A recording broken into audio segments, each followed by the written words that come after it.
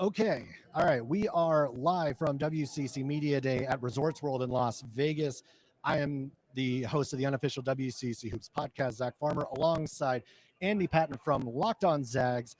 Andy, basketball season is just about here. I know you're excited.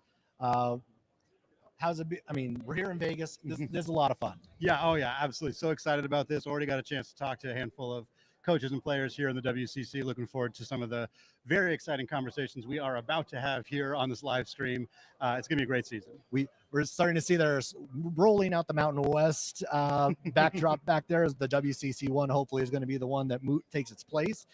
So we are just about here. We will be joined by Randy Bennett in just a few minutes, the head coach at St. Mary's.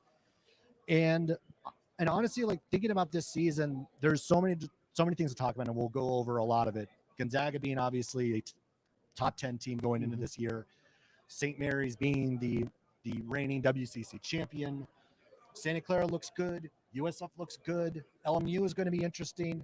2 new teams to the league. There's a ton. Yeah, going into this year. Yeah, it's going to be a fantastic season for WCC hoops. I feel very confident about that. Just talked to Coach Chris Gerlison and a couple of San Francisco players, and I think that's going to be a team to really watch here. We saw them show up 85th in the Ken Palm rankings this year, so a strong preseason projection for them. Santa Clara is always strong, a team that returns basically everybody from last year's roster. Adama Ball's back. They bring back Carlos Stewart from LSU. Of course, Gonzaga and St. Mary's are going to be fantastic once again. Yeah, there's a lot of different intrigue, and having talked to some players already, they're really excited to get a chance to compete against Washington State and Oregon State this year as well. And I think that's a fun wrinkle coming into this conference for this season. Absolutely. And before we get any further, do be sure to subscribe to both the channels, Unofficial WCC Hoops Podcast, Locked On Zags, and then also follow on social media at all the handles. You know what they are. But we're also going to, a little later, talk about the WCC coaches poll, the preseason team. Those were released earlier this morning. Some interesting wrinkles in there, and definitely some surprises. We may try to ask and get some intel on how certain things happen in the poll. So we'll get to that as well. But all right, what's something you want to get out of these next few hours? What's something you're looking forward to? Yeah, I think for me, it's really just getting a sense of some of the new talent in this conference. Enjoy getting to ask the players and the coaches, like, who's somebody on your team that maybe has had a strong performance this summer, had a strong performance so far in fall, and is kind of going to step into a bigger role. We've had some really interesting answers to some of those questions this year, or this event already. So I'm excited to kind of see, there's always guys that pop that you're not expecting to necessarily have big years, or guys who redshirted the previous year who are going to step up and play a bigger role. And, that's what we heard from some of the players at San Diego. So I'm very excited to kind of to learn about some of the players. I mean, with the transfer portal the way that it is, there's new, some of these teams have 6, 7, 8 new players, and some of them only have 1 or 2. And it's just a very interesting kind of dichotomy in college basketball right now, and particularly in the WCC. And I think getting a chance to kind of unpack that with some of these coaches, and of course, conference realignment, huge storyline right now, not just with the additions of Washington State and Oregon State, but the Gonzaga going to the Pac-12, what that might mean for the WCC in the future, whether other teams follow suit, who the WCC might add into the conference. We're not going to get full answers to those questions, of course, but it's certainly another element of this league coming into the season. Yeah, realignment kind of took everybody by storm a couple of weeks ago with, especially at this event where there's a Mountain West / WCC event, and half of the Mountain West teams are not going to be Mountain West teams in a couple of years. So it's definitely some interesting happenings here with Washington State and Oregon State obviously being in the center of all of it. And we will get a chance to, obviously maybe not on this show, but we will get a chance to actually kind of talk a little bit about those schools in some of the other interviews that we'll be doing throughout the day.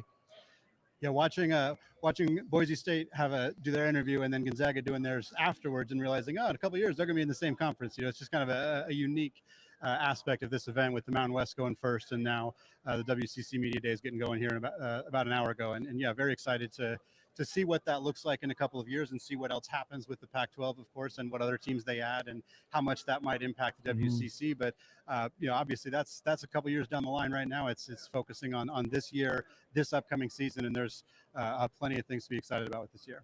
And we have 2 new head coaches in the league this year. We have Ed Schilling at Pepperdine, and then we also do Dave Smart do over have at Dave Pacific. Smart at Yep. Pacific. Yeah, a couple of new guys taking the helm at a couple of programs that really do need help. These are programs that are kind of starting over, and it's really important, especially over these next couple of years, with the amount of realignment that has been happening, with the amount of movement that's coming in, Grand Canyon and Seattle coming in next season, that you kind of have to start making some movement now, so that when those changes occur, you're almost set up and ready, at least pointed in the right direction. Yeah. You know, one thing too, not just new head coaches, but some key assistant coaches that have been added. Obviously, Lorenzo Romar takes an assistant coaching job at LMU. That's a really unique and kind of fun addition. Romar's known kind of for being a very good recruiter and struggled with the X's and O's, and now getting an opportunity to be more in that recruiting role for the Lions, while Stan Johnson takes on the coaching role, I think is going to be really beneficial for that program. And then Earl Watson, you know, he played for Steve Lavin 20 years ago at UCLA, and now he's an assistant coach. I think that adds a really fun element to that team, and got a chance to speak to him, and very excited about what he brings to that program. And I think it's going to help elevate the Toreros program in the not too distant future. Yeah. And, you know, one of the others I keep thinking about is the fact that, I mean, St. Mary's also added another familiar name, EJ Rowland, to the coaching staff, who played for Randy Bennett 20 years ago.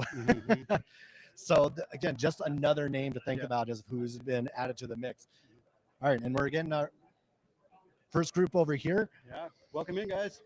Yeah, we'll try to squeeze everybody in here if you guys can make it in.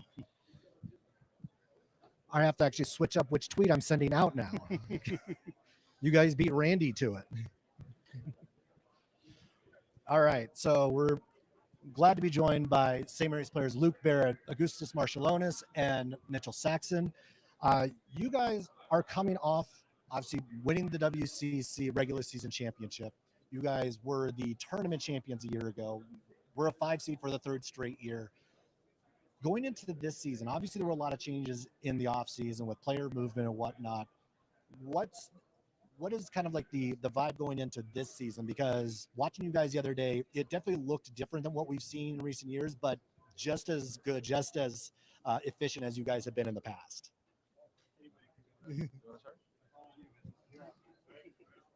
I'd say it's a different group of guys, but the vibe is the same of just trying to be as good as we can be, you know? And I'd like to give you some sort of like secret formula for our program, but it's really just trying to be the best we can every day and get better every day.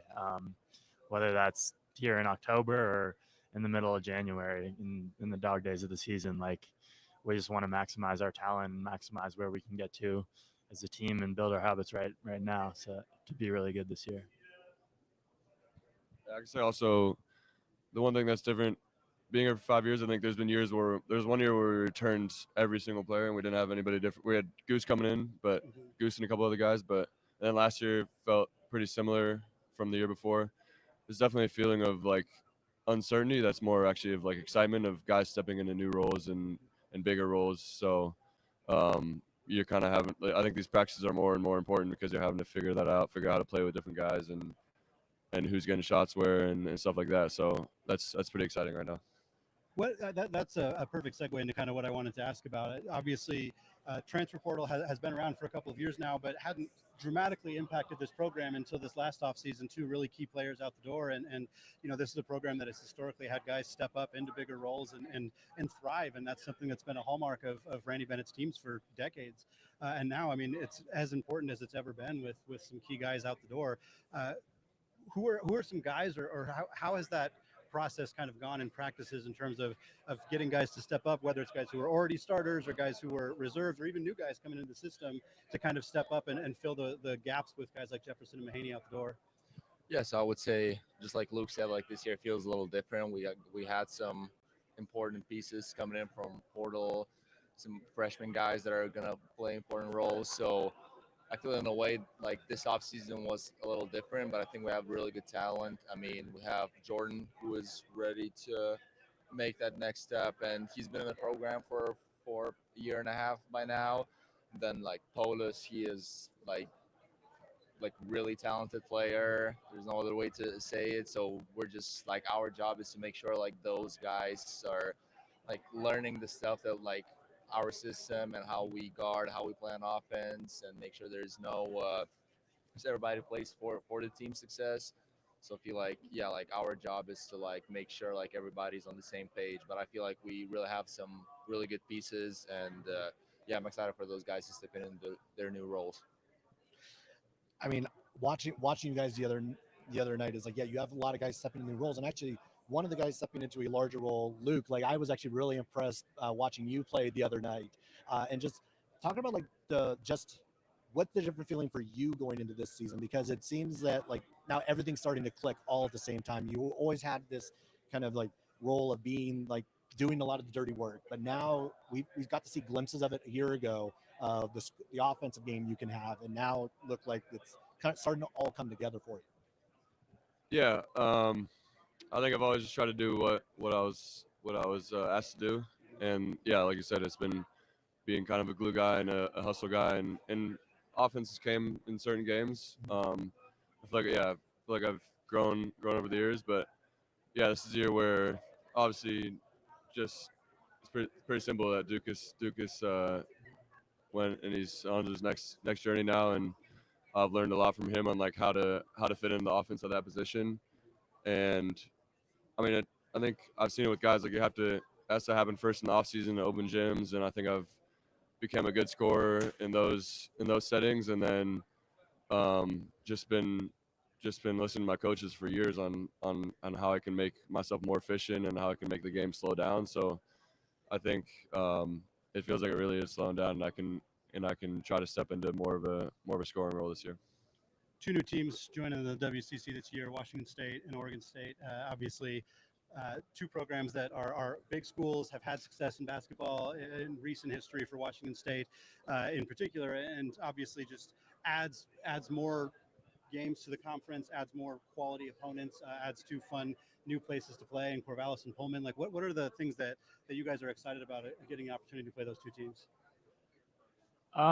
Just chance to play some new blood. Yeah. I mean, I'm not gonna sugarcoat it. Like it can get a little boring playing like in an empty gym in San Diego in the middle of January. So just getting the opportunity to play new guys like that in programs that hopefully have like a good level of resources behind them and are good this year. Because it's always better to have a more competitive conference.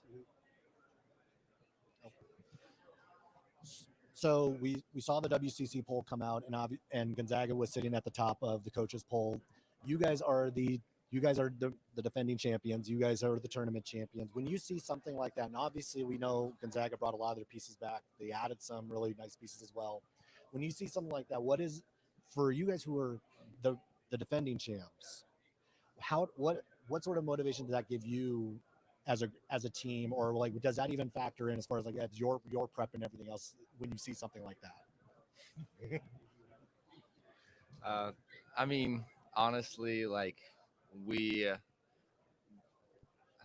we don't really care about those things. Like, just to put it like really shortly, I mean, I understand why Gonzaga, and it makes sense. They bring like all the best players back. They have some new additions in the portal. Like ours is like a little like people don't know how good Ross can be, how good Polis can be, and it's fine. But at the end of the day, we're just focusing on the next practice that we're gonna have on Friday, our next scrimmage, and like that's the way we're thinking, and that's what we're focusing on. So like we see those things, but we don't get hurt by it. We don't get excited about it. It's just like you just see it, and then you go on with your day, with your practice, with whatever is next for you. You guys, you go ahead. Yeah, I would just say, I would say same thing. But if we're at a place where we're needing stuff like that for motivation, then we're already behind the eight ball a little bit. And honestly, I don't think I've seen that yet. And we don't really talk about it at all. And we might bring it up once before the year, but like the main thing we talk about is, like you said, like that stuff doesn't matter. Like I think we might have been picked last year up first maybe, but we said like, well, we still have to play all the games. We haven't done anything this year. Like when you get preseason honors like that, you literally means nothing. So yeah. You guys talked about Jordan a handful of times, but are there other completely new players to the team that you guys have seen in practices and in the scrimmages that you think are primed to step in and have a really big role and contribute to this team this upcoming season? I think it's always kind of hard to tell right now. I think all the freshmen have impressed me, and all of them are in a pretty fierce battle right now. all of them knowing like there's playing time to be taken, but none of them have anything guaranteed. So I think down across the line, Mikey, Liam, Den, Oliver, like Ashton, they've all been going hard. They've all been showing flashes, and you really couldn't say who's going to be.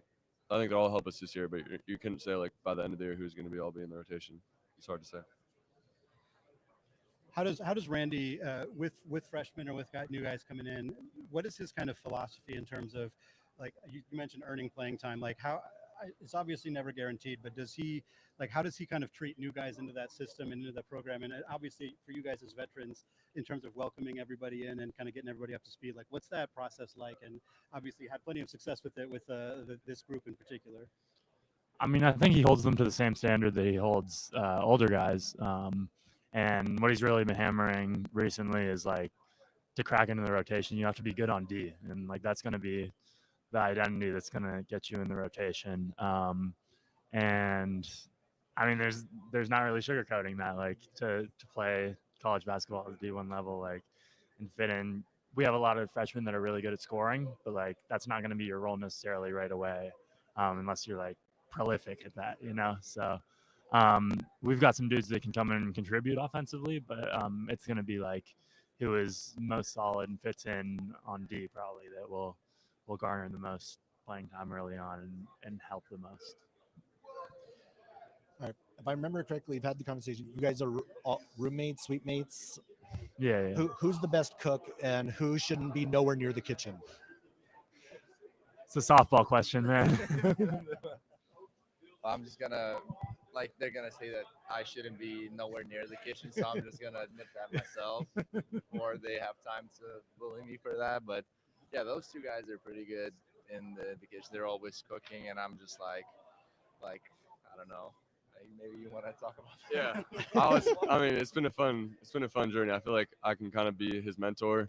I don't think I've made or even like bought into anything that he's not asked what is that. Like he just doesn't. He has no awareness. Like I think I boiled pasta one time and just put butter and cheese on it, and he was like, "How'd you do that? Like how do you?" And like that's. I mean, that's what happened. So, I mean, he's growing. I think I'm expanding his food horizons a little bit. But no, it's been a fun time in that apartment. It's been the best living situation we've had so far, I think.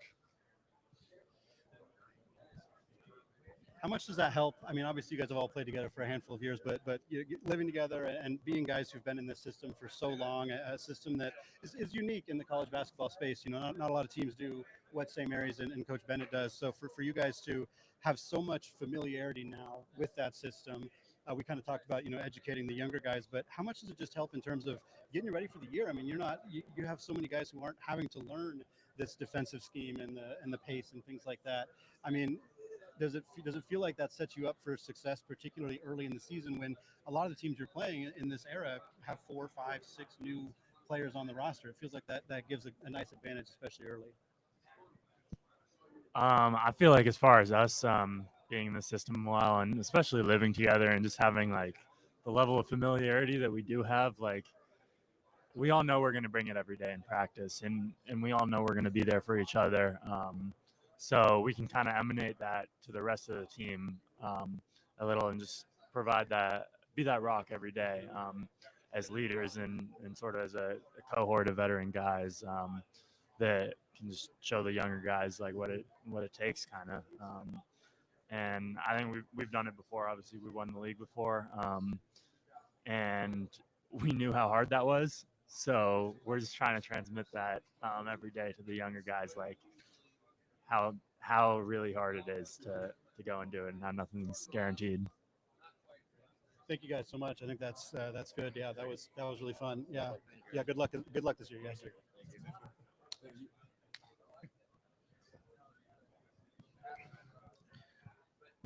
All right, that is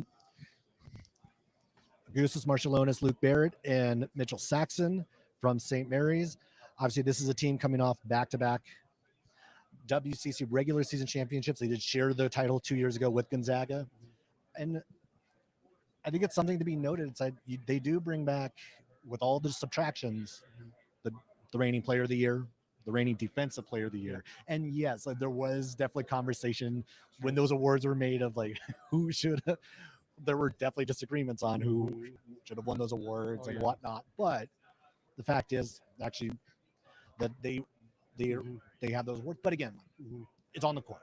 It's about actually finding that rhythm on the court. They have a lot of new guys. I like Jordan Ross as being one of those new pieces. He looked great in that game. Luke Barrett looks great. I think they have, again, there's always that next guy up. It's similar with both St. Mary's and Gonzaga on that front. There's always kind of like that next guy. Yeah. And this is a program that, I mean, year in, year out, we know that they're going to be in the mix. Yeah, and I think like the conversation has been so much about Gonzaga having so much roster continuity, and Anton Watson was the only one of their top 8 leading scorers last year and leaders in minutes who departed, and they replaced him with Michael Ajayi, and they bring in a player in Caliph Battle who's going to contribute. But I think for St. Mary's, like so much of the conversation has been about the losses, and understandably, in the sense that Aiden Mahaney was kind of the face of that team, even though Marciulionis was the player of the year, and even though Saxen was the defensive player of the year, Mahaney was a player who drew a lot of attention, and Joshua Jefferson, I think, was a player who did not get the respect that he deserved. He's a fantastic talent, going to be great at Iowa State, but so much of the conversation around St. Mary's has been what they lost, and so much of the conversation about Gonzaga has been that they didn't lose as much. And yet, in reality, St. Mary's also returns. I mean, you just saw 3 very, very talented players, and they bring in some talented pieces as well. And so I think, that conversation is a bit more one-sided in terms of talking about Gonzaga's continuity and not as much St. Mary's. And I think there's a good chance that that'll kind of reflect it, especially early in the season when winning games is a lot of times determined just based on how familiar your teammates are with each other. Oh, for sure. And I think, I mean, we talked a lot about that a year ago. We talked about the continuity where I think even my split on who I thought was going to win the WCC was really who has the greater continuity between Gonzaga and St. Mary's. Last year it was St. Mary's. This year it's Gonzaga. And that little bit of that helps in the non-conference is kind of what can kind of tip that scale. Well, then again, think about St. Mary's started 3-4 a year ago. Like they actually came out the gate kind of sluggish, and it took them some time, even though they had the continuity, to figure out who they were. And Marciulionis started off slow. It took him some time to get there, but he eventually did. But like thinking about these squads, thinking about like where St. Mary's is right now. I mean, they're looking at going to potentially the tournament for the 4th straight year. Which would be the first time ever in program history. They're looking for potentially their 3rd straight regular season title, which would be the first time in program history. They've been a 5 seed each of the last 3 years, which that they're being said like that's the highest seed they've ever had. So like we're just going to continue that trend. Right. But this St. Mary's squad is going to get tested. They again another good non-conference for them. They have Boise State on the schedule. They're going to have USC. They are going to forgetting exactly who else is on that squad. I should have this one committed to memory almost. But this St. Mary's team is going to have their opportunities. They're going to be back in the mix as they always are. They're going to be at Utah. They're going to have Utah State at home. They have Nebraska. The one tricky one, I think, like the kind of sleeper, and I've talked about this one, is like Merrimack is a little bit of a sleeper there in December, wedged in between Boise and Utah State. So, I mean, that's a good squad. Like Zaga's played that team as well over the last couple of years, and they're no pushover. Yeah, I like St. Mary's schedule. I like the way that Randy has scheduled the last few years, and I think, mid-major teams, especially good mid-major teams, have really struggled to be able to get a lot of Power 5, Power 4 teams on the calendar, and for Gonzaga that was a struggle for decades, and they've only very recently kind of been in a position where they don't struggle with those kind of games and getting they can get UConn and Kentucky and programs like that. But for St. Mary's, I think a lot of people will look at their schedule and think, well, why aren't they playing some of these marquee teams? It's like who would want to play them? Like I mean I think it's this is not a team that I would willingly schedule because of their pace, because of their talent. I mean, it's just a tough team to schedule. And so I think for them to go out and schedule these premier non-power programs is a way for them to boost their net ranking and put themselves in a position to earn a 5 seed, whether they win the WCC or not. Like that's really hard to do. And I think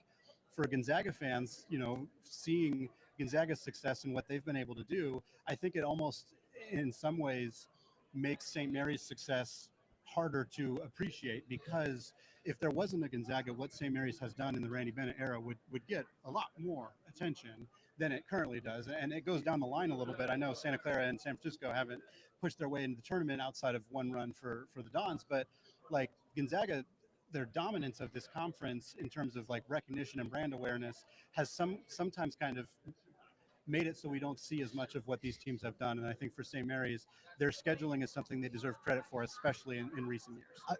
There is something to be said about, I mean, obviously we know the scheduling challenges, but also just look at most mid-major conferences don't have a Gonzaga sitting there forever.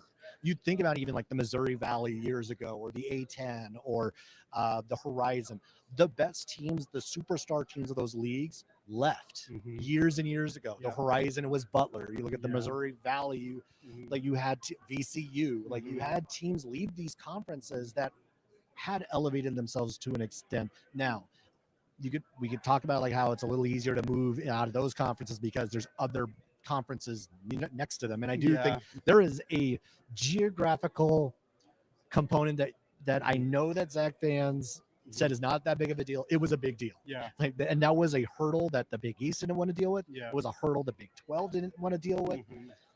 But now the Pac-12, which always geographically made the most sense, is now going to happen in a conference that right now is, I mean, we'll talk about it later, is this is getting built into, that's a power basketball conference.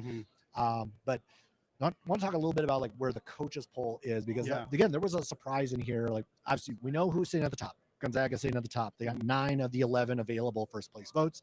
St. Mary's was at second. They got 1 first place vote. Santa Clara was at 3. USF, Washington State, LMU, Oregon State, Portland, San Diego Pacific, Pepperdine.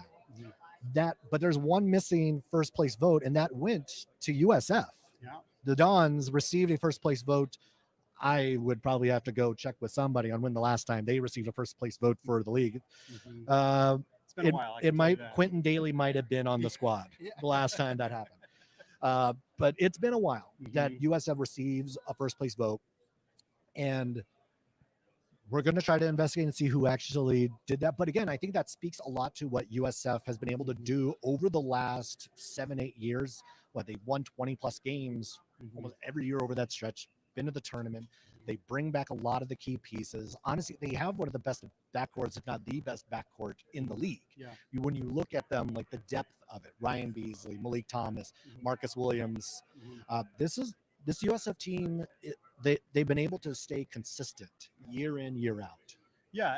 I'm very curious who did vote for them. For the record, coaches cannot vote for their own team, so we're assuming that Mark Few voted for St. Mary's as the one vote for the Gales. It's possible that Mark Few voted for San Francisco. I think probably not, but you never know.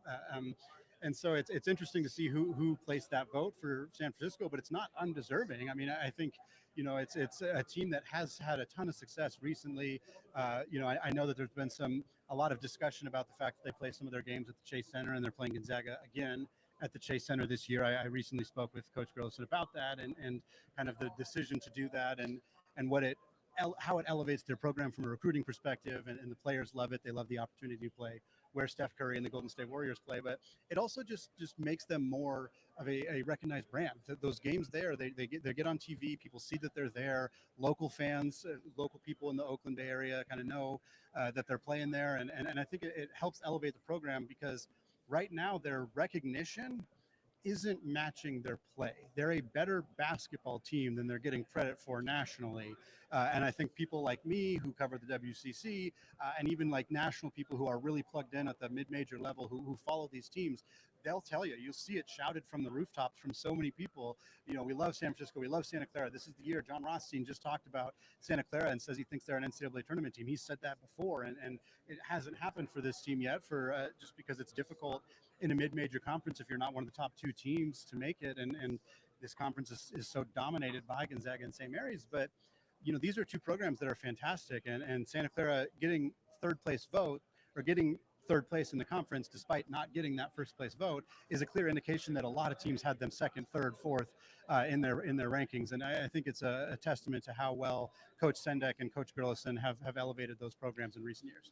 I mean, USF has been a top 70 net team each of the last few Something years. like that, it's like they're in the mix all the time, and and I know I've kind of like harped on it that they would have been in the at-large hunt had they even had 2 or 3 of those big, those close wins that they could not get a year ago. They beat 3 power programs last year. It was Vanderbilt, Minnesota, and who's the third one? I'll think of it, but it wasn't somebody who was super great, but they still beat power conference teams, and that's a fantastic result for them. But then you lose a close one to Utah State. You lose a close one to Boise. Like, there were opportunities. You had a lead at Gonzaga last year. You think about some of these close games that they had, but could not finish the deal. And that, I think, is that is what USF has to get over the hump on. Or Santa Clara, they cashed in on some of those opportunities a year ago. They beat Oregon. They beat Washington State. They beat Gonzaga. But then they lost to San Diego. And they lost to Cal. They had these not unexplained, but just be close to perfect. You just got to be close to perfect. It's hard. And unfortunately, that especially is the case for most mid-majors. You have to be perfect, but especially in this conference, when really your auto bid opportunity is so small. Because it's one thing, you know, we talk about the challenge that everybody has to beat Gonzaga, but everybody has that same challenge to beat St. Mary's. And in the WCC tournament format, if you have to try to beat them both on consecutive nights, that is a near impossible task. Yeah, absolutely. For the record, I don't think there's a lot of DePaul fans listening, but that was the 3rd team that San Francisco beat last year. So DePaul, Minnesota, and Vanderbilt. Well, we do have DePaul connection. One of the Pacific transfers, Elijah Fisher, was at DePaul a year ago. Yeah, great shout. Zach, let's talk about the kind of bottom half here of the coaches poll. Not a lot of surprises for me personally. I think some people would have expected Washington State to be a little higher than 5th, a team that made the NCAA tournament last year, earned a single-digit seed, and returned almost nobody from that roster. Isaiah Watts is back. I think there's maybe 1 or 2 other guys, but for the most part, this roster, it looks a lot more like Eastern Washington's roster last year. David Riley comes in as the head coach. They bring in 4 or 5 transfers from there. Very, very talented players. I don't say that derisively. That was a good Eastern team, and the best players from Eastern are the ones joining him in Pullman. But you see them come in at 5th behind Santa Clara and San Francisco. Were you surprised by that? Did that feel like the right spot for you, kind of looking at this team?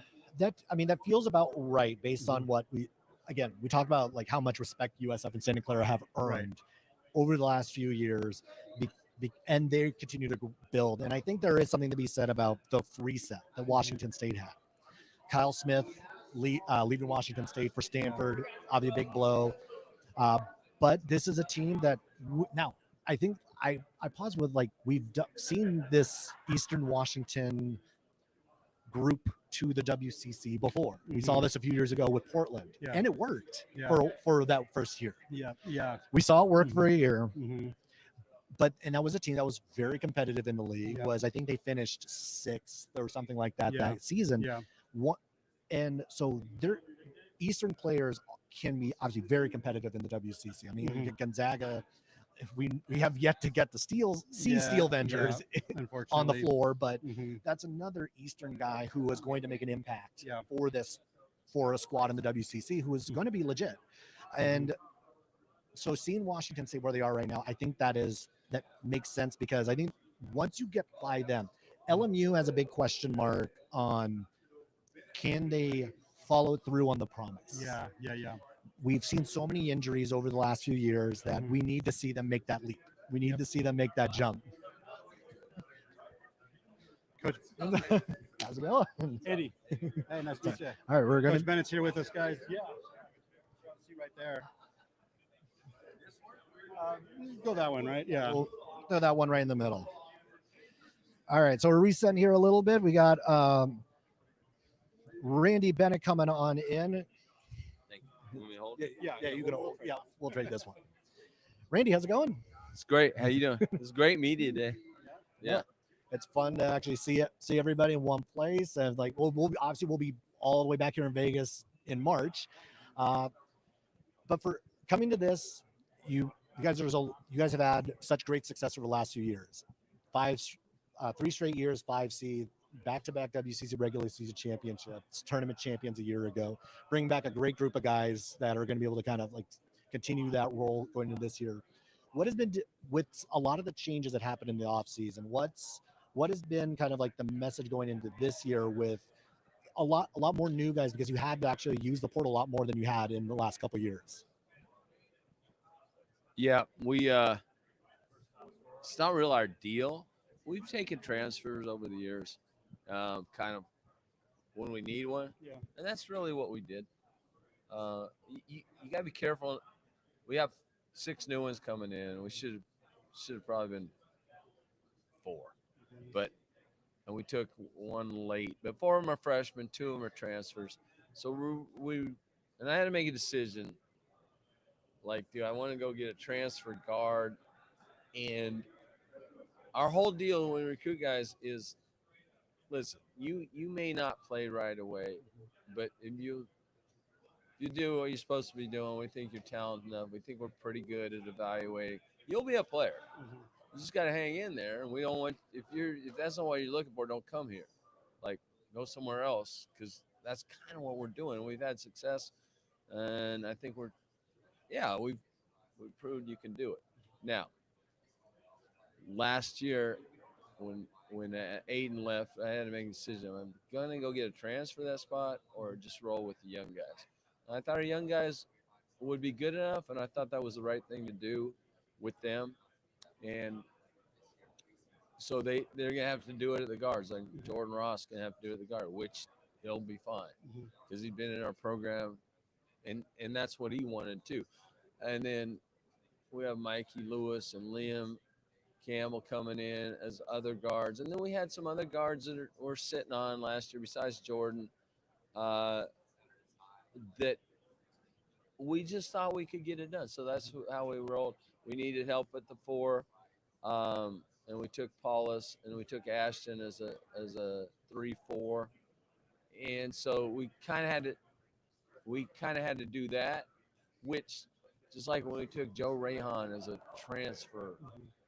We needed a point guard coming, and we took him. So it really hasn't changed that much. Just you got to be nimble, because it could happen to anybody, and it can just happen to anybody now.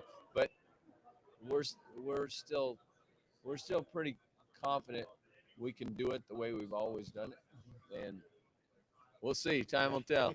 Certainly helps to have so many returners who've been in college basketball as long as guys like Saxen and Goose and those guys have been here. And we talked to them already, and they're guys who know that they have this leadership role and know that they have this opportunity to really help some of those 6 players who are new to this system and kind of come in and learn the ways and learn kind of how to play in this system and be prepared to compete for another WCC title. And it feels like they really understand that role and are prepared for that role. How do you help kind of make sure that you have these veteran guys who are able to take on those roles? Because it just seems more than ever so vital in college basketball to have some older guys who are ready to do that. Yeah, that's the reason I have confidence in this team, and we'll do. I mean, those 3 guys are pretty special to us, not just this team. Over the years, these guys are pretty special.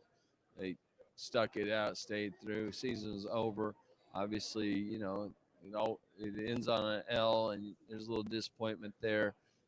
But man, they turned the page in a second. They knew what they wanted to do the following year, and that was come back and do it again and do it better. So when you have that, we return those 3. Those guys are players. They played for us.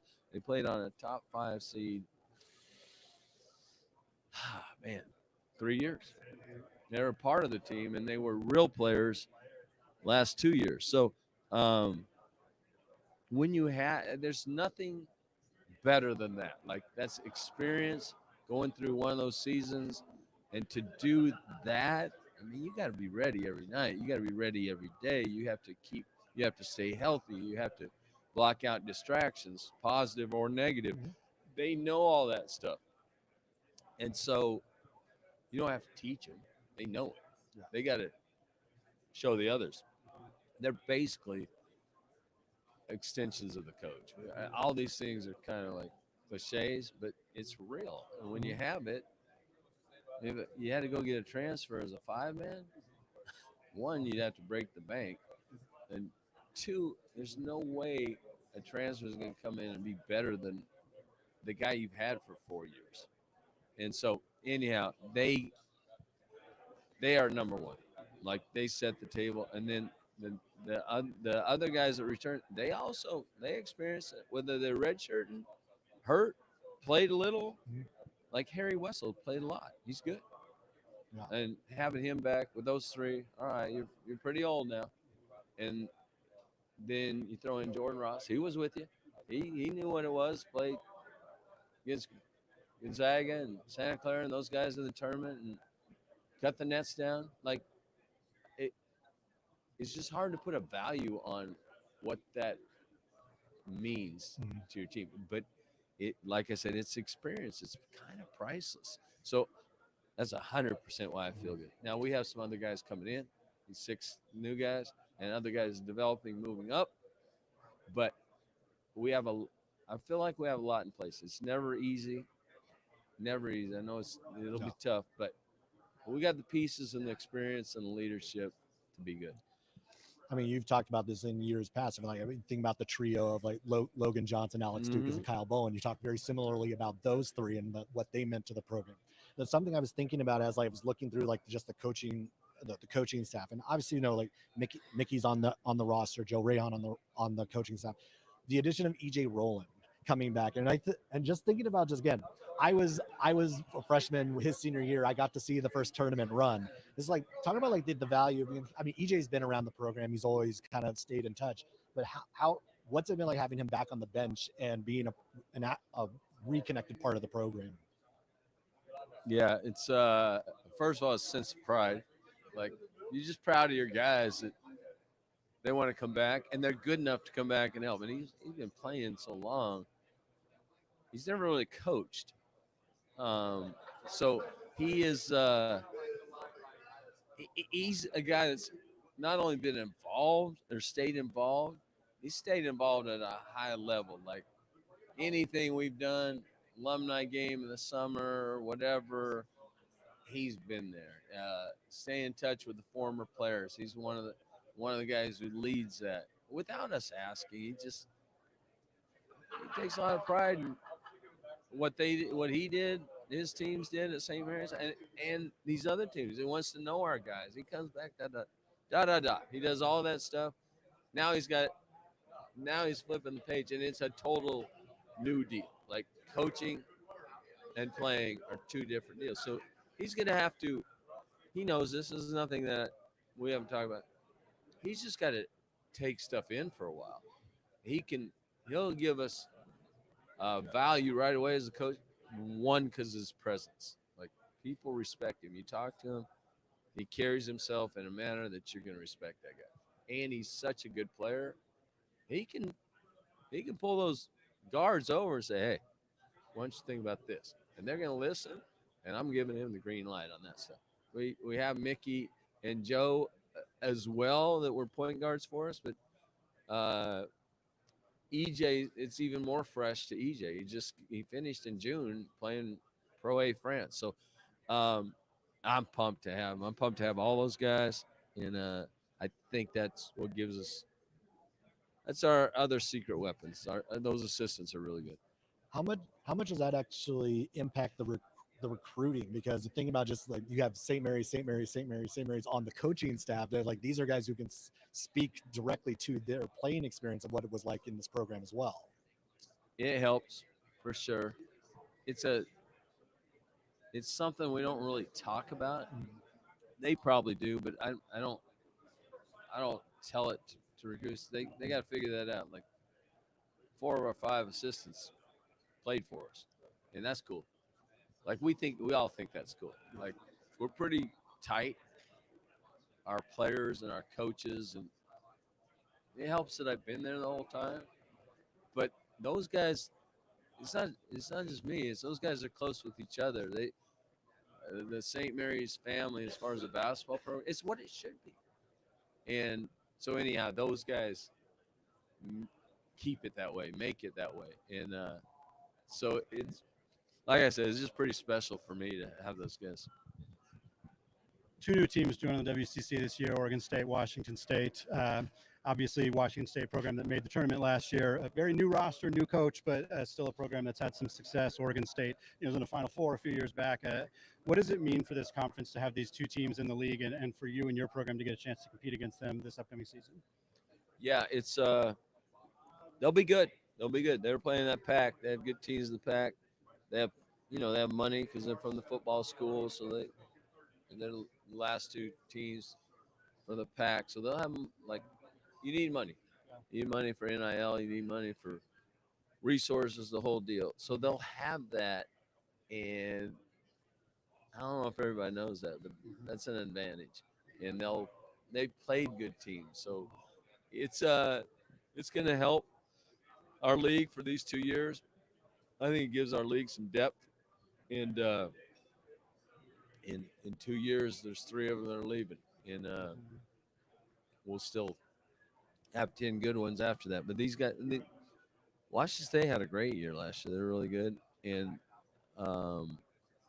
then Oregon State, their final 8 in the country just 4 years ago, something like that. Yeah, So not too long ago. yeah, they have, both those teams have some of that. Hey, they've gone through that experience. They know what it feels like to get to the tournament. Not that many teams can say that. Wanted to ask quickly about non-conference scheduling, something that I've always been wanted to kind of learn more about from mid-major coaching perspective, because I think it's difficult to, we saw this with Gonzaga about a decade ago, where they really struggled to schedule a lot of Power 4, Power 5 teams, and I've really enjoyed the non-conference schedule that your squad has put together the last few years. A lot of really competitive teams and programs that you guys have been able to put to schedule. How difficult is it to get some of those marquee games, especially against power teams, or even against some of the better non-power programs, like some of those Mountain West schools and other programs that you guys have played the last few years? Well, obviously, we've been able to do it. Some of it's resources. You got to have some money for scheduling to get them.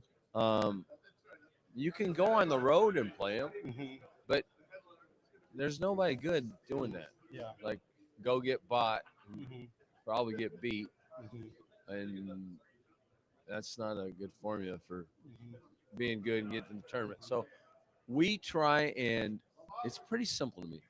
Try and schedule the best teams you can, either neutral or home. Try and get the best ones. So don't try and get the 300s. Like, some people still do that. Like, they hunt those guys. I'm like, I don't want those guys, because they drop your net. So we try and, we got Akron on there, and Towson State's our opener. Towson's pretty good. Akron's really good.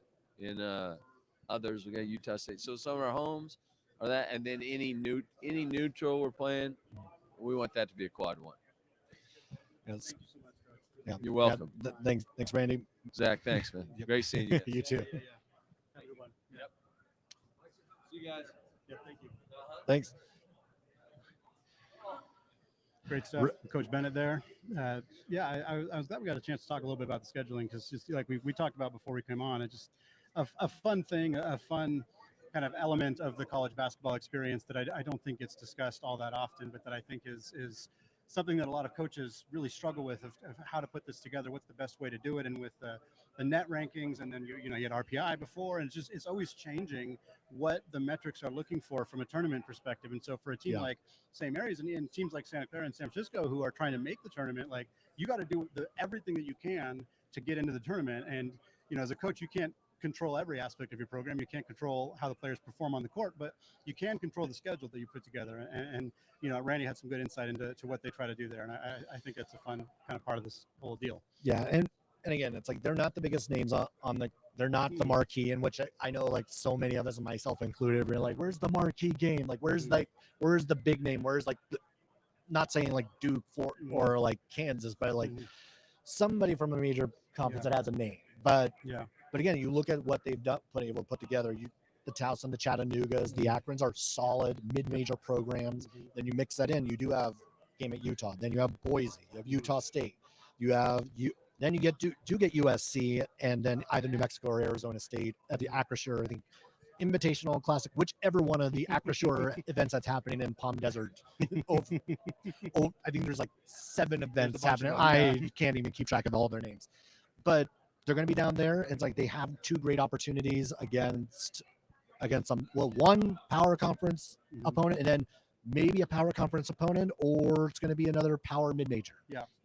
Yeah, it's been I think it's one of those things that just seeing the way that this team does it, and Florida State or Florida Duke, those kind of teams, they're not going to come to Moraga. It's not going to happen, and Randy doesn't want to go play them on the road, and I don't really blame him for that either.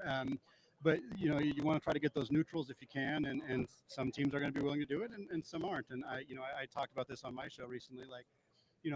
I've picked on John Calipari in the past, and he was willing to schedule Gonzaga for 6 years. He's not there for all of them, of course. We kind of knew that was going to happen, but the team that Arkansas is playing out of the WCC this year is Pacific, and that's intentional. They're playing Pacific not because it is the best game for them in terms of making their team better. It is the game that makes the most sense for them in terms of buying a win that helps. And it makes sense for Pacific. Dave Smart's team should absolutely do this. That totally makes sense. But I would much rather see St. Mary's play Arkansas, or, of course, Gonzaga play Arkansas, or even Santa Clara and San Francisco. But John Calipari is not going to bring San Francisco out to Fayetteville because they might beat it. I'm picking on him, but he's not the only coach who's doing that. He's far from it. And it's just – at the end of the day, when you take a step back, what is the best thing for college basketball? We want to see competitive games, and you don't get to see that when coaches schedule the way that they do. And it's one of those things that I get why it happens. I don't know the solution to fix the problem necessarily.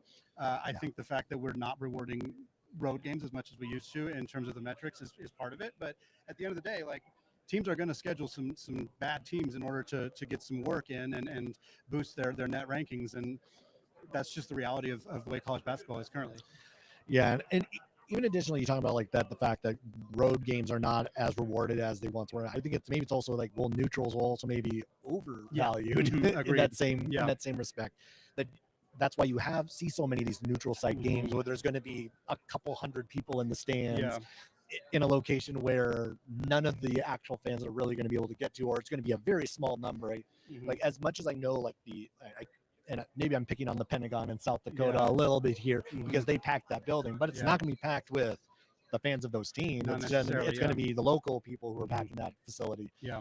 Or like even like came down here for to the tournament, one of the tournaments over the non-conference here in Vegas last year. Yeah, or Gonzaga playing in the MGM Grand, playing USC like that. Yeah, they're not playing that game at USC. They're not playing that game in Spokane. They're playing it in Vegas. And there was a tournament like San Diego State was involved, St. Mary's was involved, I think Xavier was involved. There was maybe a few hundred people inside T-Mobile Arena. I was able to get like a secondhand suite ticket for like $15. Right. Yeah, and it's like those were at least competitive teams and good games. But like, it's tough to see, that how fun would St. Mary's San Diego State or St. Mary's Xavier, either of those, in Moraga have been. And I get it, they sell less tickets. I mean, I understand and neither of those teams would be willing to do that necessarily. Maybe San Diego State, but Sean Miller's probably not going to come to Moraga and lose. Like, I don't think he wants to do that. I don't. Again, I get it. I get the way the system's set up, but how much more fun would that be as a fan? I mean, that's what we're missing, and that's what's the unfortunate part of this. Okay, so I mean, we are waiting on, I think, our next interview, which we're waiting on our Gonzaga contingencies, whichever one arrives first. We did actually get mixed ordered for the St. Mary's group, so not going to completely stick on to that schedule. Let's see. I'm checking our notes here. Where did I actually stick our notes? So one of the things that we know is coming is realignment, and Gonzaga has 2 more years in the WCC. Washington State, Oregon State, obviously leading this contingency as they reformed Pac-12, adding also the 5 Mountain West schools, and Gonzaga being that one singular basketball first school in there. No football, but still almost like near full share was the reporting out there, which obviously is like an eye-popping thing to see, because we all thought that this was being driven by football. And at least it seems that the Pac-12 is going to be a little bit more open, a little bit more like, they were going to take that idea and actually try to run with it. Maybe something that Brett Yormark and the Big 12 thought about, but then never pulled the trigger on.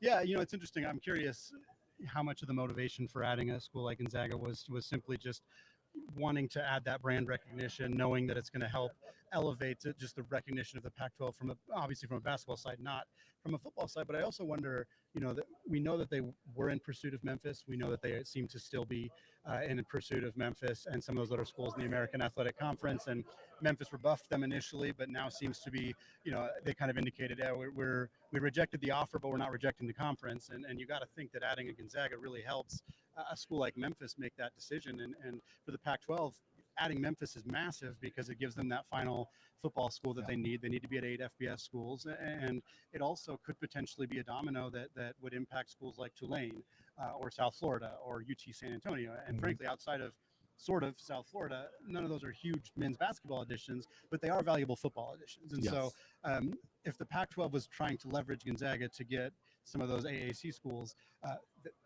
nobody's unhappy about that. That's not a problem for Gonzaga. They're happy to be in that position. And I think there are some basketball only additions that could be made. Wichita State is another program in the American that is really out of place in that conference. They should have stayed in the Missouri Valley. They didn't, and now they're in a conference that doesn't really fit them very well, and they don't have football. And obviously, St. Mary's and Grand Canyon are in that conversation as well. And we know that the Pac-12 has had preliminary conversations about St. Mary's and Grand Canyon. And we're careful to use that language because that doesn't, frankly, Zach, it doesn't really mean anything. No, it doesn't really mean anything. And we don't know how seriously they're considering it. I suspect that they're looking into the very different budget situations at those schools. St. Mary's a fairly low resource institution that has had tremendous success despite that, but that could be a negative factor for them. For sure. And then Grand Canyon, obviously the for-profit nature of the school, and they have great facilities. They have a lot of money. They have good basketball and baseball and other sports, but there's some skepticism about their fit as well. Then they also still have all those court cases pending. Right, So that's hence the skepticism. and obviously that's going to be part of the conversation. St. Mary's situation, obviously unique as well. And it's really, there's nothing to report. There's nothing to even speculate on that from, because like there's nothing there at the moment. It's very preliminary. I think we're very sure that the Pac-12 is going to be looking to add those football schools next and get that kind of out the way, get that out the door. Then you'll look at, okay, well, what's the next step after that? Yeah, you mentioned Wichita. Maybe it's St. Mary's. Maybe it's Grand Canyon. Maybe it's all of them. Yeah. Like, who knows? It could end up being all of them because they all bring something a little different. And I mean, gotta kind of point out, it's like, well, they don't have a Bay Area school right now. And because we know they don't want to go down the San Jose State route. Right. They kind of like, nah, maybe not. And even if the ACC were to fall apart, like Stanford and Cal are not coming back. Not coming back. Not with this group. No. Like, I can't see that. Like, there is a better chance of them end up with the Big 10 or the Big 12 than there is going back to the Pac. Yeah, I would agree with that 100%. And I think that the Bay Area aspect is part of this conversation. It's why a lot of people have been really pushing Sac State. I don't think Sac State's going to happen, folks. It would be very bad. Gonzaga's going to vote no if Sac State's on the table. I'm going to tell you that right now. But yeah, I think there is an aspect of a basketball powerhouse conference that could be built here. And Gonzaga is a big catalyst for that. And it's a really exciting time to kind of see how the rest of that conference is going to shake out. Yeah. Coach, Andy, nice to meet you. How's it going?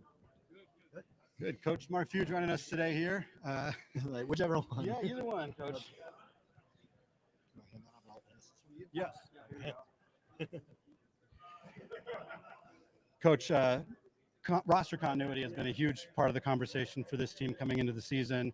You lose Anton Watson, a tremendously talented player, a Spokane legend, and replace him with Michael Ajayi, bring in some new talent like Caleb Battle. But in an era where so many rosters are replacing 3, 4, 5, 8, 10 different guys sometimes, how important is it for this team to have the majority of their core still together coming into the season?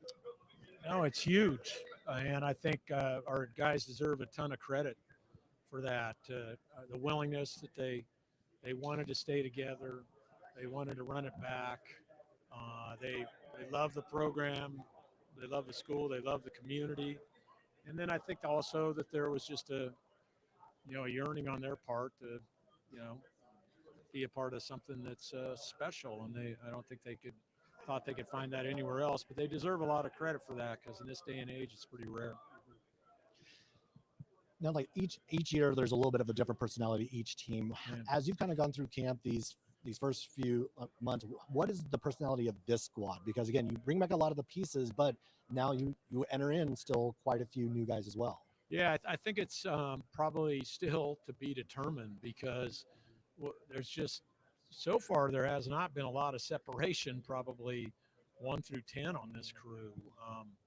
Practices have been really, really, really competitive. It's been nice. I compared it a little bit to 2017.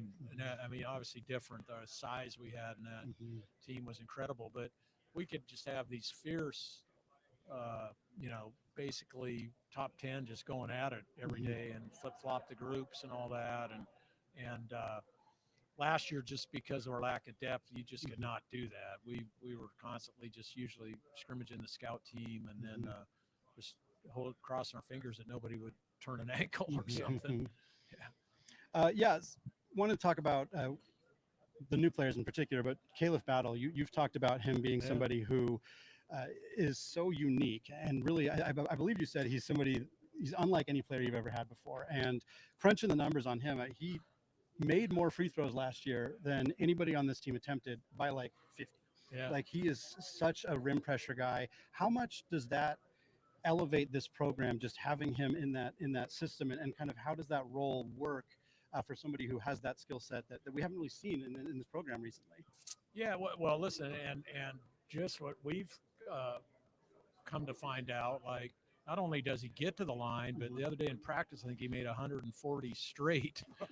So, which again, like, guys, that is such a weapon to have, going down the stretch of games. You think when you have a lead or anything like that, and what a luxury.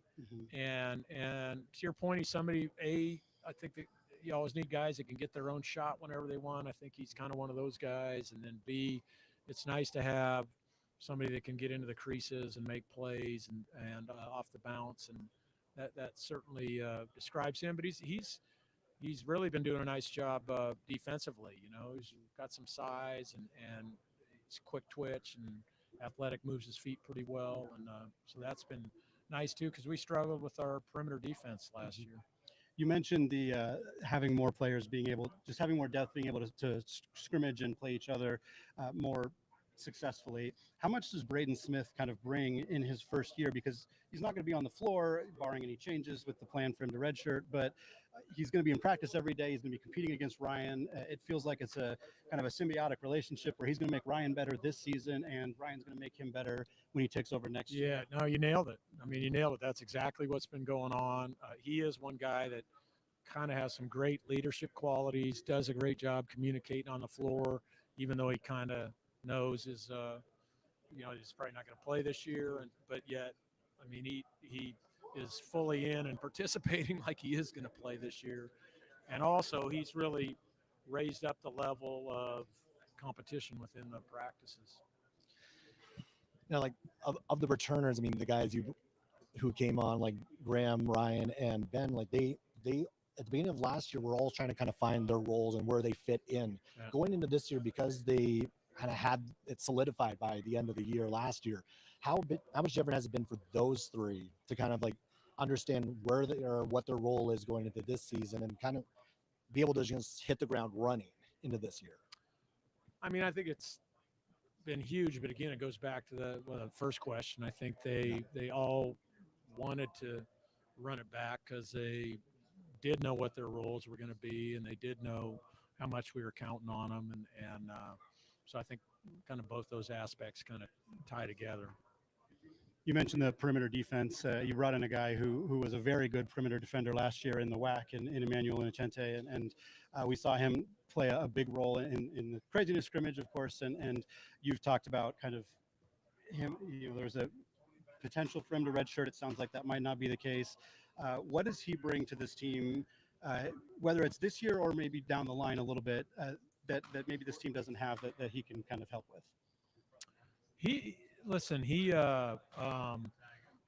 We knew what we were getting defensively, and a guy that can really, really guard his yard and just has this this gift of getting over a ball screen again, which is something we struggled with last year. But I mean, he can really shoot the ball, guys. He's got a great 3-point shot, and again, with how effective our bigs are, that's something that is going to be necessary too for spreading the floor out a little bit and giving us a little more room. Two sophomores stepping into, both who played big roles last year, Dusty Stromer and Braden Huff, who redshirted. And how valuable are those two guys to this team this year? And what have you seen from them over the offseason, kind of coming into what feels like it's going to be a really big season for them? I mean, I do think it's going to be a big season. I think they got a lot of game minutes under them, and I think I noticed a difference there with just probably confidence. They've both done a good job of changing their bodies a little bit. So I think that's going to be huge. Obviously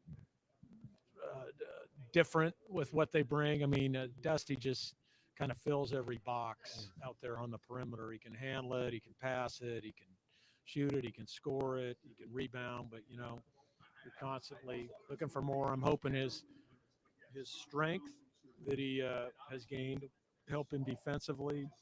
And that's where he kind of struggled last year. And then, his shot was a little bit inconsistent. With B Huff, he's just one of those guys, a little bit like Drew, that can really, really get buckets, but he really got picked on a lot defensively last year. So that's been the challenge for him. I think he's done a good job, on that in the offseason. Last question, I'm going to change gears a little bit. Back to Paris for the Olympics. Were you able to have a little bit of a mini Zag reunion with the guys that ran through your program, Rui, Kelly? Were you able to kind of get together with those guys?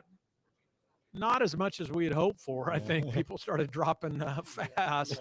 In the end, I got some good time with KO and Andrew here in Vegas with that game. And then I think the expectation was we were probably going to meet in the gold medal game, but that didn't come to fruition. And then, we were hoping to connect with Rui up in, but he stayed in Lille, and we were going back and forth to Paris. But it was great. It was a great moment. Myself, LeBron, and AD all sat in the lobby and watched Rui's game, and were rooting like crazy, and just so upset they had that France game won, and just kind of those those flagrants on him were a joke. But that was pretty cool. Just kind of sharing stories, of Rui while we were watching. Yeah, and I was going to say we probably saw too much of Phillip, man. That was like I don't know what it was. It was like Washington Generals. We just kept playing them over and over again. And man, Phillip played great. Yeah. He really played great.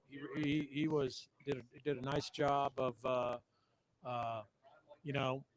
kind of confidently playing within that role. Alongside Jokic, which I think he makes everybody look good. But he did a nice job. Yeah. All right, great. Thanks, Coach. You got it, guys. Yeah, appreciate it.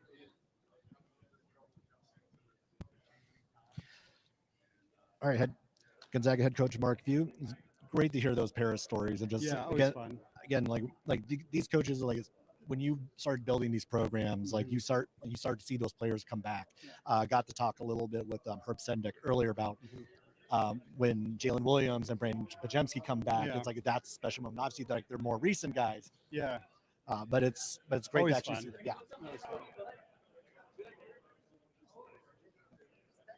How's it going? Hey, Ben. How's it going? Hey, Graham, Andy. Zach. Nolan. Zach. Let's even squeeze you guys all in here. All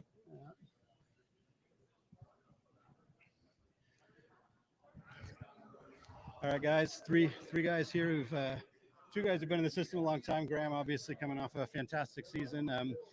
One of the big things for this team last year was a lot of new faces, a lot of guys adjusting to new roles, switching more off ball. Obviously, Ben, your role changed. And this year, that's not really the conversation. Obviously, you lose a tremendous player in Anton, but for the most part, 7 of 8 guys are back and bring in some great guys in Michael and Caliph. But how much does it help in terms of just practices and scrimmages to kind of have so many guys who are already familiar with their role, are familiar with the system, are familiar with, what Coach Stu is asking out of you guys?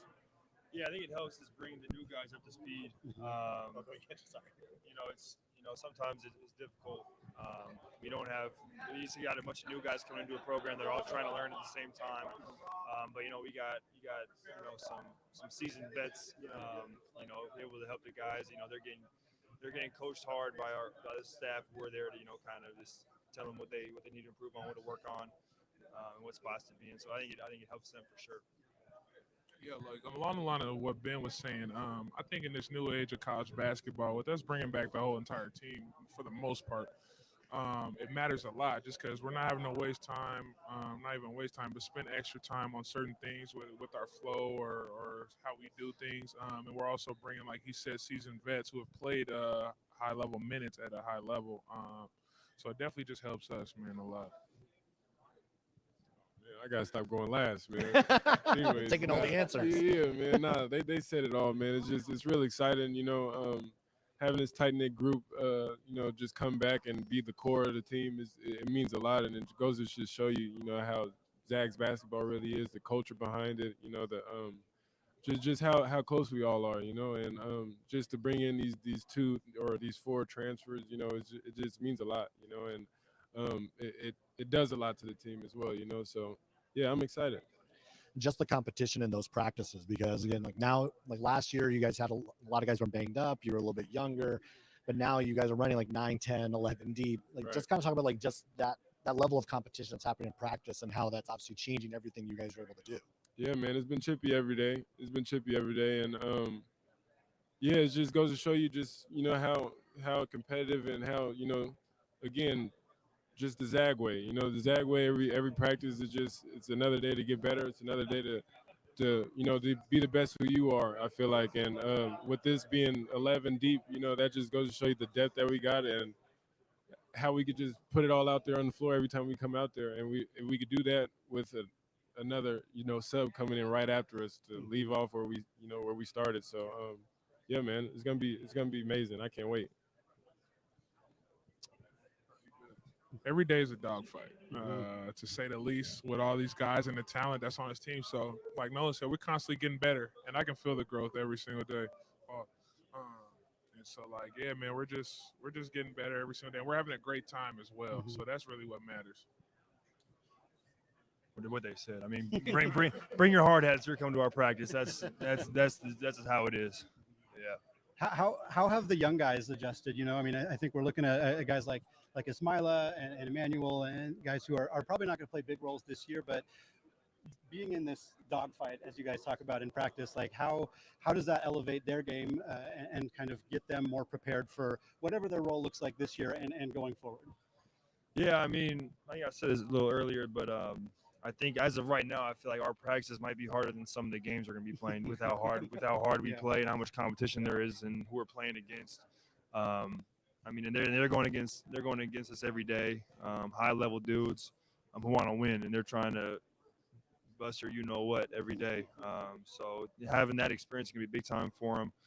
It's going to help them, along the line when they're the older guys, the vets here, and they know how to kind of lead the group and what to expect. All right.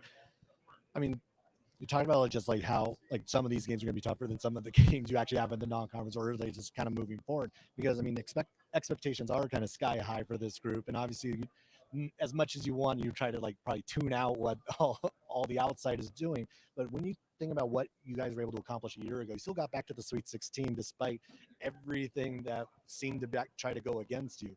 Going into this year, just talk about like what the confidence level is inside that locker room, because again, like, you guys you kind of had almost the same level of success a year ago in a quote down year. I definitely say the confidence level is high, while at the same time still seeking growth and trying to get better. So we're still trying to find that fine balance, and the fine balance is still there. But we're really focused on getting better every single day, man. If we get better today, it's going to take care of tomorrow. You know what I mean? And so that's what we're focused on.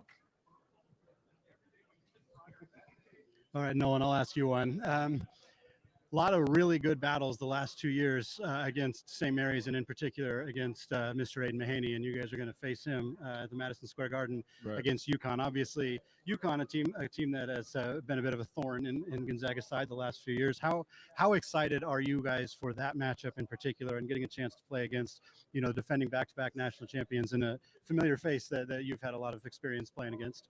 Well, it's always fun playing against them, and well, it's not always fun. We have been losing, but we got to get this win, and I think we just go about it just like any other game, just like the Baylor game, just like our first game. I feel like we just got to go with it, go in knowing that we got to take one game at a time, and it's gonna be amazing. Being able to play at Madison Square Garden as well, it's the mecca of all basketball, so it's gonna be amazing. Two new guys who are expected to play big roles this year, Michael and Caleb, coming in, and we talked about the continuity and the veteran experience of this team, and you get two guys in who've played a lot of college basketball, and Caleb's been at 3 different schools up to this point, and Michael played some junior college ball and played in this conference last year. How important is it not only to have new guys coming in who have that level of experience, but what does that mean just for the overall kind of quality of practices, quality of games when you get into that, and kind of how those guys are going to be able to adjust to those roles?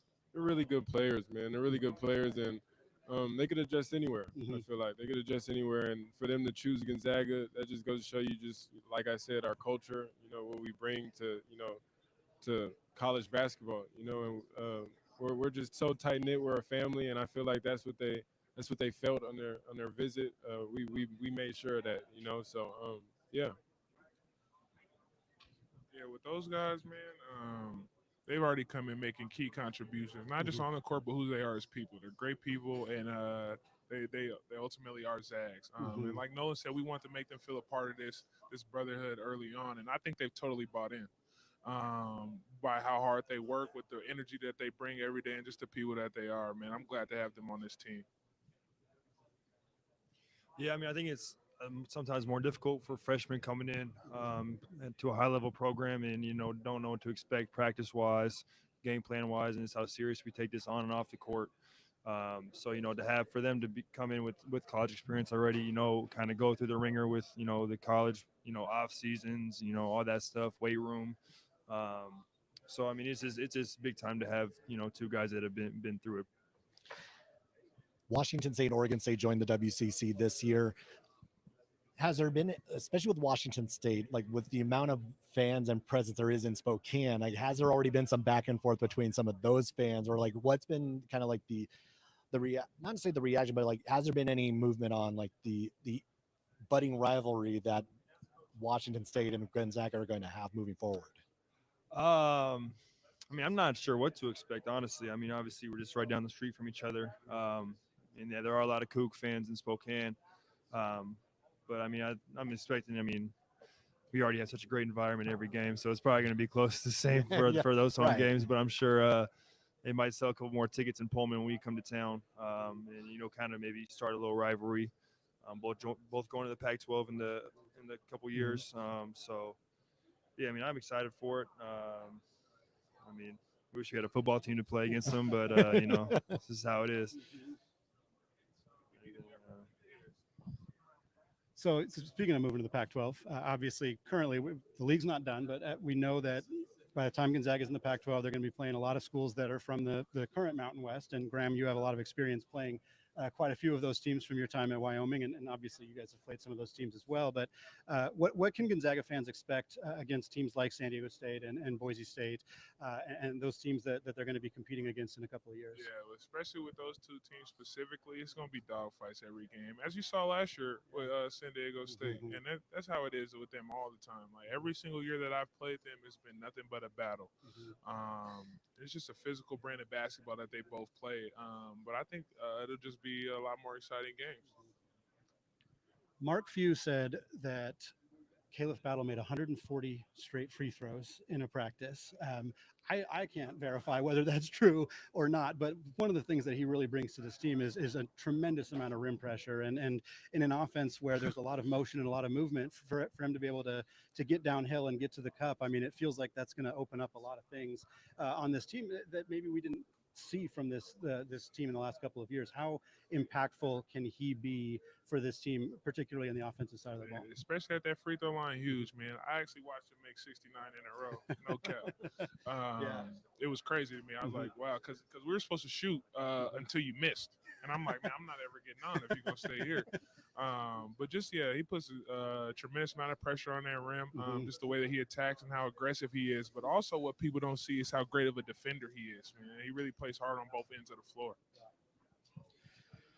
All right, I think we're wrapped. It's like, no, all right. We got to let you guys go. Appreciate you all guys. Right. Thank you. Thanks, guys. Great to meet you.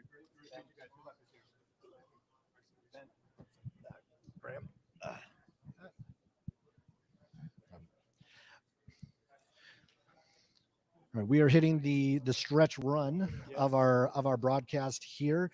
We do have WCC Commissioner Stu Jackson coming up soon. This Gonzaga team, the expectations are sky high. It's like this is kind of like almost like see it in like waves of 4, like every 4 years, like 17, 21, now it's 25. That this team is going to be back in the Final Four picture or predicted to be back in that picture, back in the potential title hunt picture. And thinking about like how the tournament is always such a crapshoot. So it's always like hard. It's like, yes, that's like the goal. Yes, that's maybe like what everyone thinks can happen. Yeah. But how do you kind of temper the expectations? Because we've seen things just completely fall apart in the tournament. Yeah. Because it only takes one bad night. Yeah, and I think so many people want to try to explain why they believe Gonzaga hasn't won the big one yet, and whether it's their competition in their conference schedule is not very good, or something about the defense or whatever. But at the end of the day, if you're trying to describe why a team didn't win the tournament for a 25-year period of time, there's not any one thing, and there never will be. And it's also worth acknowledging, many people listening likely know this, but it's not like Gonzaga was truly competing for national championships for the last 25 years. Right. Many of the years that they were making the tournament were as 11 seeds, 12 seeds, where it's not like you're not trying to win at all, but you're not expected to be in that conversation. The first year Gonzaga was really expected to be anywhere near that conversation, I think, was maybe 06 with Adam Morrison. Yeah. And then after that, 13 with Kelly Olynyk. That year was the first time they were a number 1 seed, and since then they've generally been in that conversation. I think 15, 16 they were an 11 seed, but otherwise, they've been at that level. But it's really difficult to win a national championship, and there's a lot of factors that sometimes just boil down to a couple shots here or there, a couple, a team gets a little hotter than usual, and that's that. But for Gonzaga, the consistency of making the Sweet 16 for as many years in a row as they have, that is nearly unprecedented. And you look at this roster, this team, with coming back, like Zach said, they return basically everybody from a team that had a quote unquote down year that still made the Sweet 16. And people will say, sure, Kansas had some injuries or whatever, but Gonzaga stomped them. Let's be honest. If that was a 1-point game and Gonzaga and Kansas was missing 2 starters, sure, but it wasn't a 1-point game. It was not a 1-point game. No, and again, it's always such a crapshoot. If we flip flop the 12 seeds, like McNeese for Grand Canyon, maybe we are talking about something different. Yeah, exactly. But you play who's in front of you. Gonzaga still got back to the Sweet 16 despite everything that was supposedly went wrong. Yeah. Back to where we've seen them the last 9 straight. Is that what we're working on now? So it's still amazing to see just where they've ended up, what the expectations are, but always don't want to say it's the expectations that they win a championship that. You can never say that. As if you're setting, as a fan, you're setting yourself up for disappointment if you're looking at it that way, because you can say it, but that means there's only one result that'll satisfy. Yeah, and I think that it's I don't like to tell people how to be fans, but setting yourself up to be disappointed most of the time just doesn't feel like a fun way to engage with the sport. But with this Gonzaga team, it's hard to not look at the roster continuity, which is vital, the just talent. That's the most important thing. You have talented players on your team. You have a combination of young talent, of veteran talent, of high upside players. You can be more competitive in practice, as both Coach Few and the players alluded to. And you have a really competitive non-conference schedule. And I think as much as I'm not a believer that the WCC is holding Gonzaga back in a significant way.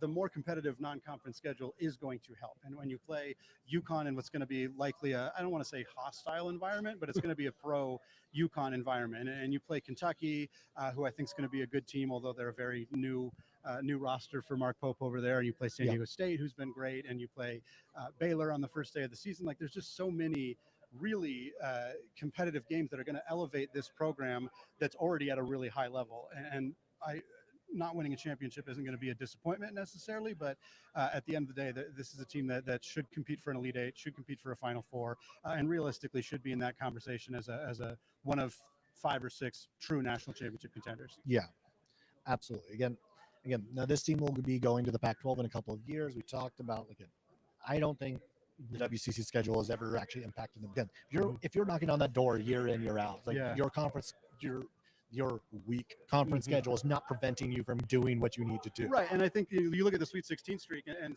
a lot of casual fans will say, well, they were a 1 seed every year, and they just beat up on a 16 and a 9, and it's like, some of those years they were a 1 seed, sure. Some of those years, last year they were a 5 seed. One year they were an 11 seed. The first year of this streak, they were an 11 seed that they beat St. John's, and they beat the absolute doors off of Utah in the second round. That was a fantastic, fun game. But whether they're a 1 seed, 5 seed, 11 seed, it just doesn't matter. They're consistently winning, getting into the second weekend, and it's just hard to feel like they're being held back in any way. No, also in the last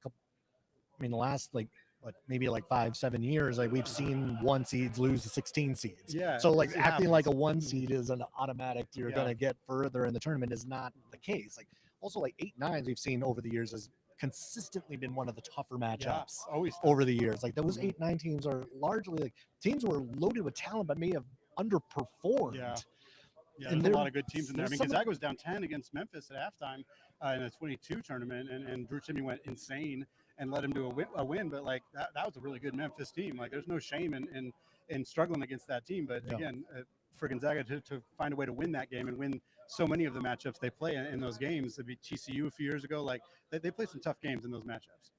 Yeah, and now the future of the WCC is kind of is foggy. Not to say foggy, but it's like there's going to be significant change over the next few years. Like, I mean, even if we just look at the number of teams that are going to be in the league over the next few years, I think I started mapping it out was with BYU. We were back up to 10. Then we went 1 year with 9. Now we have 11. We're up to 13. Back to 11.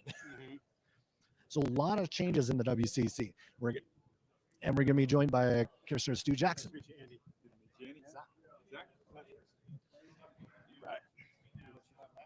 All right. How's Media Day been for you so far? No, it's been good. It's been a great environment, and the collaboration with the Mountain West. This is the second year, obviously, we've done it. It's been great for the student athletes, for the coaches, to be here today to witness all the cross exchanges between players and coaches is kind of cool. So, yeah. And it's also kind of almost like not quite like the tipping point of, like, basketball's almost here. It's finally, we get to see real games in a few weeks. And I think for a lot of us fans, it's like, finally, we don't have to keep just talking about it. We'll get to see it finally. Yeah, no, it's like happy media days, This is the beginning of it all. And, certainly every single year signals the beginning of someone's conference. And same with us. I'm looking forward to it. Obviously, the big change right now in this conference is the additions of Oregon State and Washington State as affiliate members outside of football.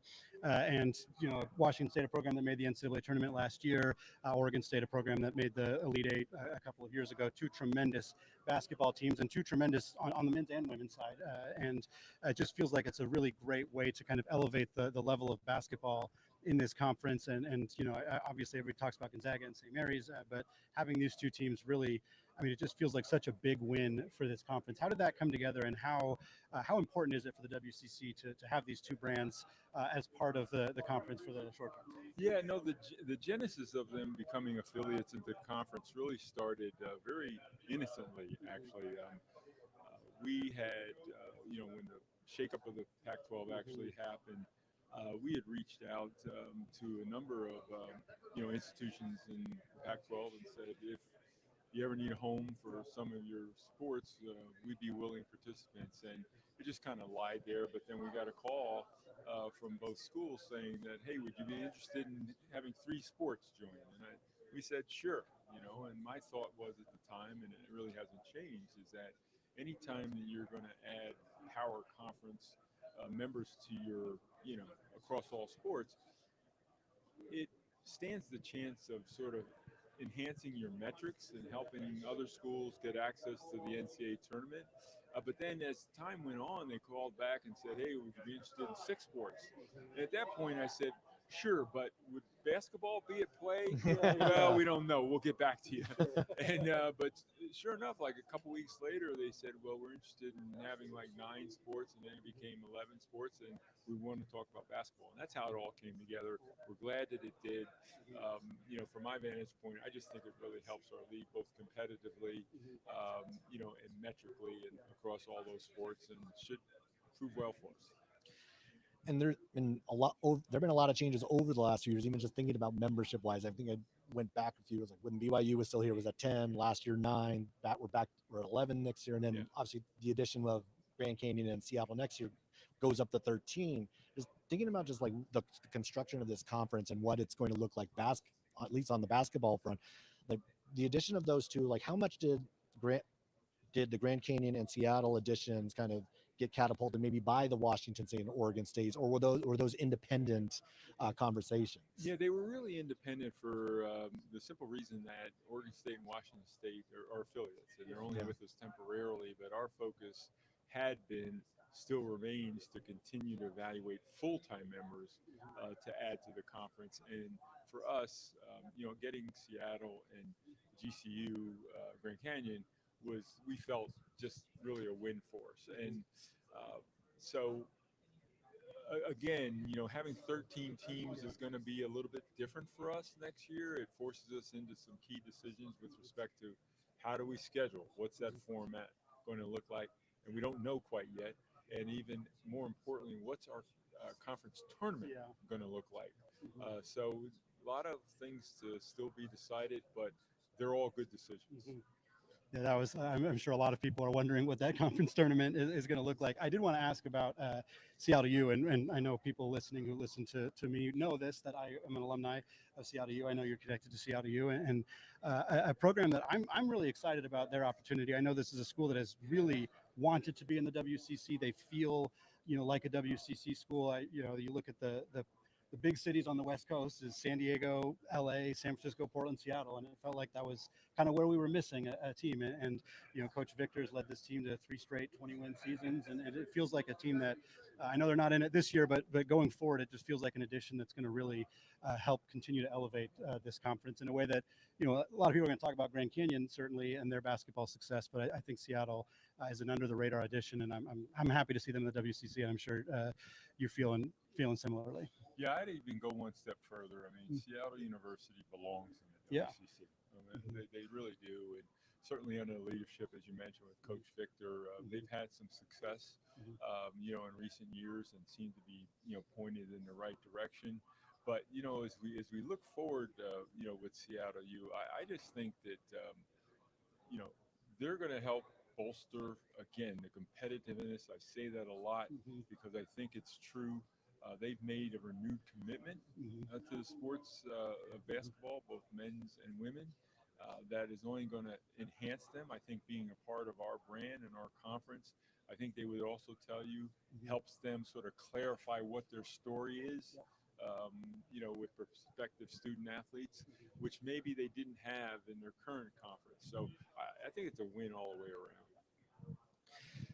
Now, with a lot of the realignment, obviously we've gotten news of the opposite, where we know Gonzaga will be leaving the WCC in a couple of years, along with Washington State and Oregon State. For the rest of the member institutions, full member institutions, have there been conversations about what the league looks forward what the league is moving forward? And even with Grand Canyon and Seattle, who are not quite here yet, what conversations have been had with them about what does the league look like in a few years? Yeah, those conversations regarding membership and membership expansion have really been ongoing for the past year, and they continue.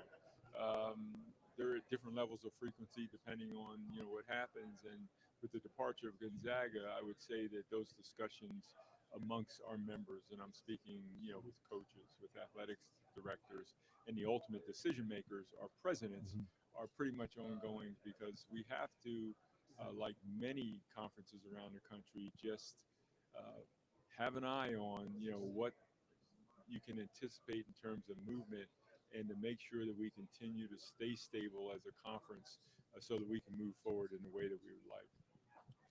When looking at the conference tournament for the WCC, obviously it had a long-standing relationship with the Orleans Arena and the venue out there, and I've gone many times, and it's always fun to see how busy it is and how packed it is. And has there been discussion about any alterations to where that's going to be, or does it feel like we're kind of locked in on that as a location? Because it's been there, what, like 9-10 years now at this point, I think. Actually, it's 16. 16. It's been that long? 16 years. Oh, what do I know? Yeah. 16 years. No, 2009.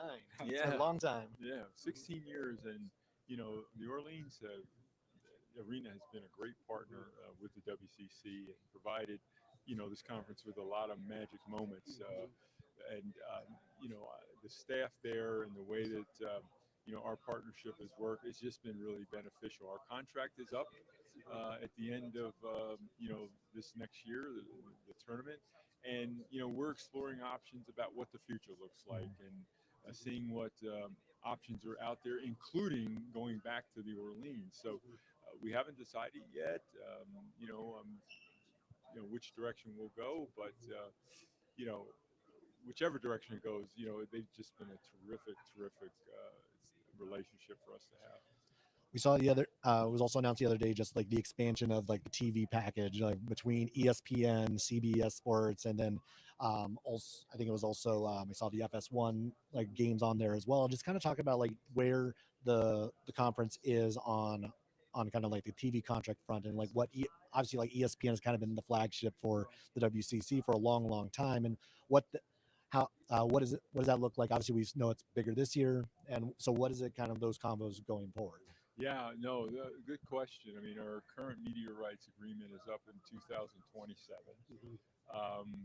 And at some point in the interim, we'll begin talks with ESPN and CBS, because they have that right. We also have to, with the departure of Gonzaga, inform them that we've had a membership change, which, anyone that has cable would know that, or in front of a laptop, but and they could reopen those negotiations. So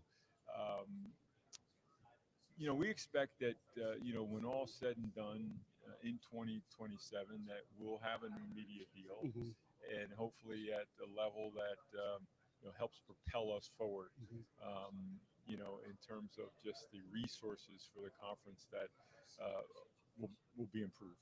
Yes. Speaking on media rights, like we saw a little bit of controversy with the schools that went from the Pac-12 to the Big Ten, and they were unable to have their games on TV on the Big Ten network, and there was some stress about that. I know the Mountain West had some issues with some of that as well. Like how much in an ever-changing media kind of just industry, with streaming becoming popular and things of that nature, how much has that conversation about what we want to do next, does it involve looking at maybe some options that haven't always been at the top of people's minds, whether it's something like the CW network or a streaming platform where the games would be directly there, Peacock or something of that nature? How much has that been considered for the WCC at this point? Yeah, it really would be prudent on our part to make sure that we consider it. And what you just described are the cocktail media rights packages that are inclusive of both linear, cable, and streaming. And if you look at recent deals that have taken place, by way of an example, in the Big East Conference, it was a cocktail of those different platforms, because in this day and age, you have viewership that watches games on different platforms. Each of those different types of platforms give you a tiered level of access, and some combination of that access on those tiers, hopefully will give you an audience that's better than the one you had before. So we'll explore that. We think that the WCC has terrific value, and but it's incumbent upon us to make sure by the time we sit down and talk about those media rights that we have good premium content to take to the table, because that is what, based on what we hear from broadcast partners, is their main focus. They want the good games. Yeah. They want the the rivalry matchups. They want the premier content games, and it's up to us to deliver that. And so often, like we focus on men's basketball because that is a lot of times where obviously these dollars come from and everything else. But there's also been, like, we have programs throughout the conference that are national championship level teams, regardless of the sport. And there have been some change, like at the top at some of the programs. I think of like Pepperdine, Tanner Gardner taking over as AD.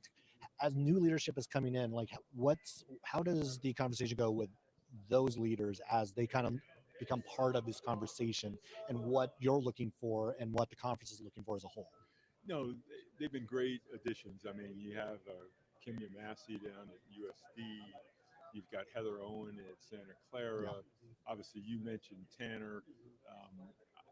Those conversations are a good exchange, because just as commissioner, I need to listen, because all of them bring different ideas, new ideas. They've all had a depth of experience in other conferences and with other schools. And, so far, I'm just really encouraged about the progressive nature of the new athletics directors that have come into the league. And they're going to be fine additions to our conference and really help steer us, in directions that we need to go. Well, conference realignment obviously has been a big part of the college college sports space, but also we've seen the transfer portal and NIL become these huge, dramatic changes. I was speaking to the USD staff earlier, and they were saying that college basketball in the last 5 years has changed more than it did like 40 years before that. It feels like, just with those two massive things, and now you have this house settlement and these huge changes to the sport in terms of compensation and player autonomy and things of that nature. How much has that impacted your role in terms of working with coaches and working with athletic directors and working with these programs to help them be the most competitive that they can in a landscape that's dramatically different than it was even 5 years ago? Yeah, no, it's at the top of the list. And, what has happened with all of this volatility in all the areas that you just described, decisions are being made based on a financial basis, whether you're at a student athlete level with NIL or the transfer portal, as you mentioned. The house settlement both affects individual institutions as well as the conference office. So, the decisions that are incumbent upon all of us are not easy ones, particularly at the institutional level. It's something that we talk about a lot, and we'll continue to talk about next week and into November with the presidents. This is tough stuff, but as commissioner, it's also incumbent upon us to make sure that we are operating at the conference level as efficiently as possible to help, the stability of the conference. Commissioner, thank you so much. That was fantastic. Really appreciate having you on. All right. Yeah. It's a pleasure. Looking forward to a fantastic year.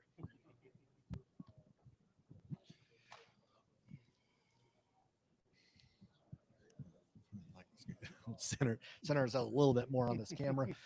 All right, so this is that's our last interview of the day. So we're gonna start to wrap this up. I mean, we're still gonna be doing some more interviews. Don't worry, there'll be more and more content to come. Much more.